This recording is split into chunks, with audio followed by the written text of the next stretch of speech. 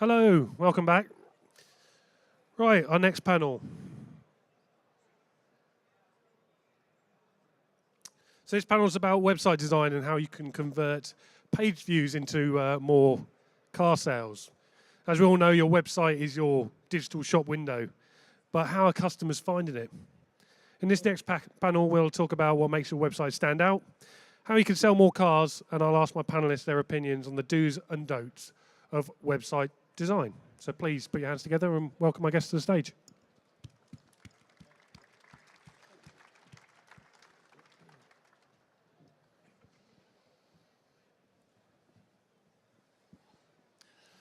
Welcome, chaps.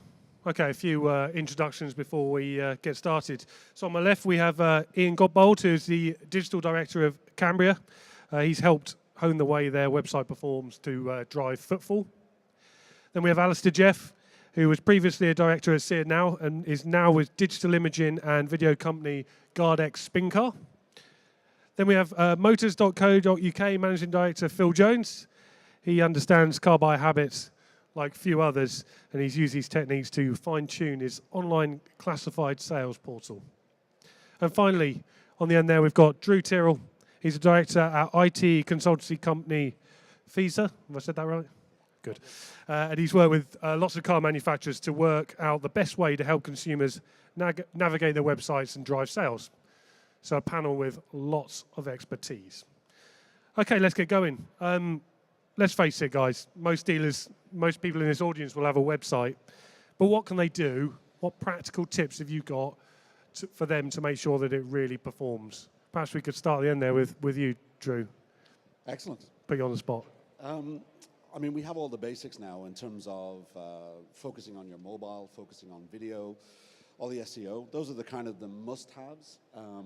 Not all sites are still doing that, those kind of core principles. If I guess the people that you're working with to create your website haven't put that in place, that's the minimum standard. And I think what we're seeing now is kind of, as it moves forward in terms of capabilities, one of the things you really need to focus on is recognizing that your user journeys are traditionally very fragmented. People are coming on your website, booking a service, but then the website forgets everything about them. You haven't got a consistent process of being able to book a service and then do things like change that service. They have to go to the dealership to do that or call up.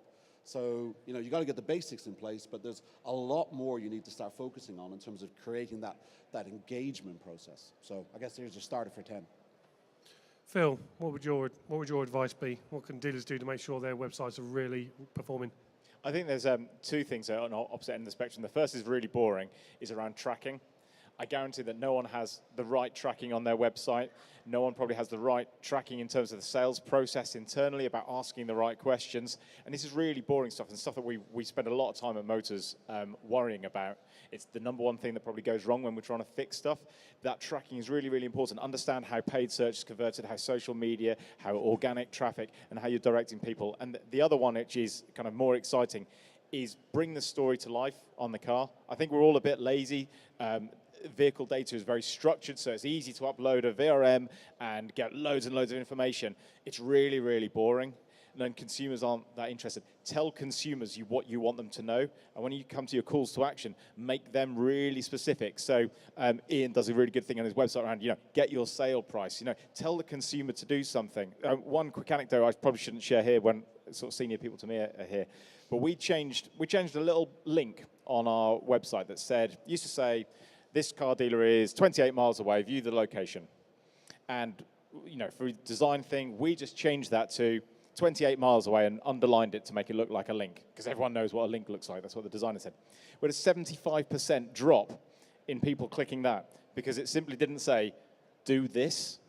It's really, really basic, but just when someone lands on the website, put yourself in their shoes and say, what is it telling me to do? Give an instruction, give it a direction. That will absolutely increase conversion immediately. Alistair. I think Phill made some very relevant points there and actually made my little bit a bit easier in some ways because you reminded me of something. A recent Google stat, Google Automotive stat, said that only 26% of people looking at buying a car are now actually happy to fill in an online form. we know from Auto Trader's data that circa 52%, 55% of people are now in a point of making a decision to buy a car at the point they make the first physical contact with the dealership. So that's the point they walk in, that's the point they want to test drive a car or buy that car. But at that point, they haven't actually spoken to a dealership, so they've made no contact to that dealership at all. They've not emailed, not telephoned. That is the first point that they physically come in. So it kind of picks up on Phil's point that some of the website traffic that we're trying to monitor at the moment is all about sort of like contacts, etc. Well, that's kind of pointless. It's more around engaging the consumer in such a way that they want to come and talk to you. So what's your review status like? Are you using companies like PixReview or Google Reviews on your site? Do you have videos on your site that put your people in front of the customer so you can get a real meet and greet on the web page? How are your used car displays? You know, is there a video? Are there spins on your used cars? Are they interesting and engaging for the consumer?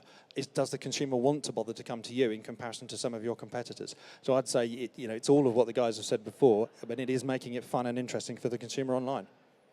Ian, any practical tips? Yeah, certainly. I support all of that, what you said, particularly Phil, when you said about tracking. So our number one business objective is obviously to sell new and used cars. So to be able to track that, you want to track what they call a VDP, the vehicle detail page. So what we want to do is not drive lots of website traffic. We want to drive in-market buyer traffic, so shoppers. So that's consumers that are actually viewing those vehicle detail pages. And that's when the tracking becomes very important, because you want to set up in Google Analytics, and particularly if you're using something Google Tag Manager. If you're not, please do set that up, because you'll be able to track all of your traffic coming to your site, and set up something called UTMs and just make sure they're set up properly. Phil, you just mentioned that probably every dealer has had problems. Up to a month ago, we just finished a complete analysis and audit of our UTMs, and we found something like 40% were incorrect, where they've been set up incorrectly by the third party. So we put all that right and put that in place. And then we set up the goals of how many times is the consumer hitting that vehicle detail page. So that's the first stage. And then obviously you can start to track is what is the cost per vehicle detail page. But now what you're seeing, I think the market's moved on. I think what you're seeing now is there's all sorts of bots out there, there's feeds out there, and there's companies actually promoting that they can give you more vehicle detail page views. So it's about engagement of those vehicle detail pages. What is happening when the consumer comes to that vehicle? What are they doing? Are they watching a video? Are they looking at the pictures? Are they clicking directions? Are they playing with a finance tool? And then that becomes that intent. You know, we know that consumers in market, we know they've got intent. And then once you're on the site, well, then you're going to retarget them, and you're going to chase them around the web until they come back, and then you get a high conversion. I think that's where the market's moved to now. When consumers and customers hit your website, how far down the purchase funnel are they? Are they just there, ready to get the information, contact details, and ready to buy? Obviously, we're a dealer group, so what we are targeting sort of low-hanging fruit, really. We're not really targeting consumers who are looking to buy in the next 12 weeks. We don't have that budget to do so. What we're targeting is consumers that are ready to buy now, the stock that we have available, and really focusing on can we get them into a vehicle.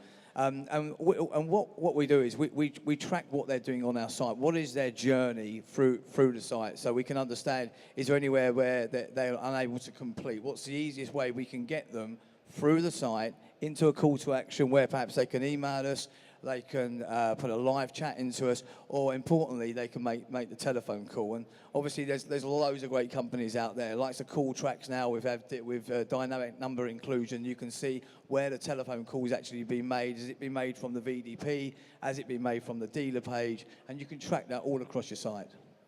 Phil, what do you think is the single most important thing on a website? Is it pictures, video? What's that single thing, can't speak, that's going to drive the consumer to become a car buyer? Really good question, and great to try and narrow it down to one. I'll try and give you a list of 10. No. Do you know what? It's probably something that hardly anyone does, which is why buy from us? So classified sites like Motors will take a load of cars, and we sort of homogenize the data. We want to make them look the same. And that helps the consumer to kind of, filter through lots of cars, which is great. But what we're spending a lot of time now is trying to get the dealer story. So being able to integrate reviews, being able to, put an attention grabber of sorts on there. But particularly when you've got someone onto your own website, that person, as Ian says, is really far down the funnel. They need reassurance that they're buying from the right person. The car, they can probably get that car somewhere else if they're willing to drive, but it's about the story. Why buy from you? And so many times, if you go to people's websites, you land on and say, so what do they do, and why should I buy from them? And it's my single biggest piece of frustration. And trying to get that onto a mobile website, which is tiny, is really, really hard. But that's the discipline you kind of need to have. So you're saying on every dealer's webpage they should have a little panel about them as a dealership? Absolutely, yeah. Drew, What about video? sorry, I was going to say, what about a video? what about video? If a picture paints 1,000 words, does a video paint a million? A 30-second video works on a mobile device. So why buy from me? It makes perfect sense. And consumers want to buy. I mean, Ian's absolutely right. It's about the consumers are in the market. They want to feel confident in buying from you. So it is about the story of the dealership. So if you were in a dealership as a customer, the first thing you'd get is eye contact from a salesperson, a handshake or a hello or good morning, and then you're beginning to engage in that consumer, that personality piece. The simplest way of doing that is create a reasonable video that can be shared on all of your platforms. Drew, in your experience with manufactured websites, does that ring true? I think it does. I guess traditionally a lot of the focus has been about pushing very bland marketing messages and that structures, instead of now what you're trying to get to is a position of building a profile for both the dealership and the people within the dealership, because people buy from people. Even in this dynamic where people are focusing, going online, the reduction in the number of visits to dealerships, all of those things are now true. But you're still in that position that when someone walks into the dealership, they want to make that connection because they want to trust those people. So I think in terms of manufacturer websites, you have a massive kind of breadth from things which are basically just, this is where you find us and these are our opening hours and that's it, all the way through to people that are actually trying to create true engagement because they're linking lots of systems together. So I don't think there's one consistent approach across manufacturers at all. And some of them are really, they need a lot of work. Ian, if you were building a website again from the start, what would you focus on? Would it be purely mobile? I mean, does desktop matter anymore? Certainly from mobile up, but yeah, I think it does. I think you want all areas across your site would be mobile, desktop, and of course, obviously, we've just had the social media talk as well, and making sure that you've got good presence across your Facebook and your Twitter. So right across the board, we'll be looking. But my number one part that what we would be focusing on is the architecture of the site to get them to use the new stock as quickly as possible. There are many sites out there where there are stumbling blocks to get to that, and you want to get to that in-market buyer as quickly as possible. Alistair? I'm going to think of something I saw at NADA last year rather than this year, which I've begun to see a little bit more in the US about. Picking up on the social media angle. There's a few companies in the US that are supporting dealers with personalized Facebook social media pages, Instagram pages, Pinterest, whatever it would be, and individual web pages on their websites for the sales staff. So you've actually got dealership name.co.uk/John Smith, Jane Smith, whatever it would be, and they're actually giving the sales staff a small budget, say $200 a month, something like that, to use for things like social media marketing. Now what they're trying to do is target stuff in their local area for customers who are in market, as Ian was talking about. So what you've got there is the opportunity to build up a profile for the individual salesman. Those pages belong to the dealership, obviously, from an interest point of view, because in case that salesman moves somewhere else. But it's a very interesting way to start engaging far more in the local area for target customers. Phil, is that a similar experience for you? Yeah, absolutely. Tell the story. It's what it keeps coming back to. People buy from people, and we kind of talk about this thing, the internet, as being, there's kind of this mythical beast. People are still fundamentally the same, right? And we still want to feel warm and happy and fuzzy when we go and buy a car. And the earlier you can tell that story, the better, because it's brutal out there, and if other people are doing it better, you're going to lose out. How does mobile traffic stack up on your website? Is it the single biggest driver? Single biggest driver. I can remember doing a press release for you guys a few years ago where we took a punt that mobile traffic would exceed 50%, and I think last month we were 62% was from smartphones, and in the evenings, that's 75, 80%. It's absolutely huge, and I guess the key thing with that is to realize that the way that someone's using a smartphone is probably different to the way they're using a desktop. So the smartphone's much more for browsing, much more when they're kind of out and about and cursory, and people won't scroll through loads and loads and loads of cars. They just want to find the right car.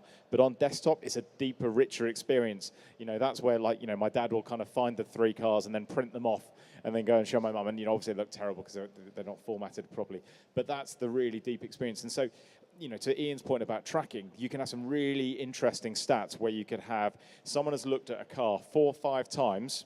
They haven't filled out a form, as Alistair says. They haven't picked up the phone. They haven't done anything. But that person is probably the hottest sales lead you would know. And if you can have something in your back end to say, this person we think has viewed this car 5 times in the last week, when that person walks into your dealership or is just hovering around that car, treat them like it's the hottest lead. Drew, do you think dealerships should staff themselves differently to cope with this sort of demand? Consumers are shopping in the evenings, well into the night. They want those questions answered then, surely. Yeah, I mean, I think some of the latest stats are showing that whole, I think it's like 31% of that kind of core profile, or the ability to deal with the new engagement models and the structures. You know, there's a really low number of staff within dealerships that are kind of have the broad set of skills that they need and the training and the capabilities. Now, it's a changing profile, but when you, going back to the use of mobile and all of those services and those engagement points, they are fundamentally changing and going forward. And I think there's still a lot of staff training and a lot of focus on kind of changing those engagement models and structures. Ian, have you had to change your staffing to cope with the different times people are shopping? Yeah, well, we implemented live chat in 2009, and we could see quite quickly that there was consumers that wanted to speak to us out of hours. So we engaged with a North America call centre. So we offer a 24/7 that it overflows if we're busy over there. So yeah, I mean, you've always got to be always on. We run an out of hour service up to 10 o'clock as well on email leads. So yeah, you've got to be there for when the consumer, and the quicker you respond, the quicker you can begin a communication with them, the faster chance you've got them and taking them out of the marketplace. Do you think dealers should set a time limit on how quickly they respond to email leads? I mean, do you as a dealership do that? We use a bit of functionality called Call Drip, which enables an email to be engaged with a telephone call, so that you can be speaking to the guest within 1 minute or 2. I think the stats say that the quicker you can respond with a good with a good response, you know, the more chance you've got of dealing. Alistair, do you think that's important to make sure you answer these email inquiries quickly? Absolutely. Personally, I send an email quite often to whether it's a hotel or a restaurant to do a booking, and I want a response really quickly. If you don't get a response, you worry whether they've received it or not. And as a consumer, it's no different to walking into a showroom and being ignored. And I think that's one of the things that's, you know, fundamental to what we're trying to do at the moment. You have to look at what you do in the showroom to what you do online and try and match the two together. And it's that whole, you know, meet and greet, qualification, demonstration to the customer online as well as physically. You have to match the two together. Phill, do you see the dealers that you do business with answering those leads? Do you send them quickly enough or not? It's a mixed story, yeah. I think what it really comes down to is understanding that consumers want to engage with you in different ways. So some people, you know, younger people, if you want to give them the term, might prefer to send an email or might prefer to send a social media message. It isn't lower value than a telephone call. Yes, we'd all love to have the telephone call, you know, answered. That's the traditional way of doing things. But we have had reasonable sized dealers saying we don't want emails. Now, I get it if there's a problem with quality and all that sort of stuff, and, you know, we spend a lot of time on that. But they're saying we're too busy to deal with emails. What a dreadful experience for a consumer. And it's likewise, you know, people still miss telephone calls, and we talk about that all the time. It's really, really important to understand the consumer wants to engage on the way that they want to engage. So it's not just telephone call or email. It's about being able to go down that journey and do as much of it as I want to online. Because, you know what, we're all busy. It's quite hard picking up the phone at work and saying, you know, I'm interested in this car. Actually, sometimes you want to send an email. It's really like, don't ever lose sight of that intent, because these are huge signals that we've got to respond to.